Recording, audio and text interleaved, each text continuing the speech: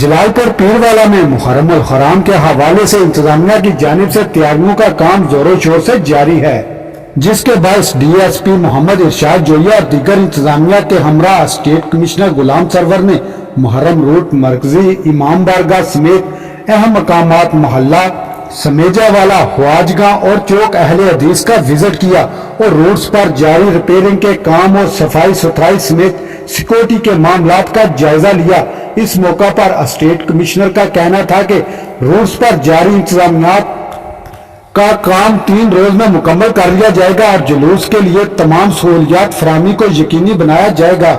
جبکہ D S P ارشاد احمد جوئیہ کا بتانا تھا کہ روڈز پر فول پروف سیکورٹی اور واک تھرو گیٹ لگائے جائیں گے تاکہ امن و امان کی صورتحال کو برقرار رکھا جا سکے۔ اس موقع پر چیف افسر میونسپل کمیٹی صلاح الدین شاہ، ایس ایچ او عمر دراز خان سمیت میونسپل کمیٹی کے اہلکار موجود اور تحصیل انتظامیہ کے ارکان موجود تھے۔ رپورٹ لطیف عباس، جلال پور پیروالا۔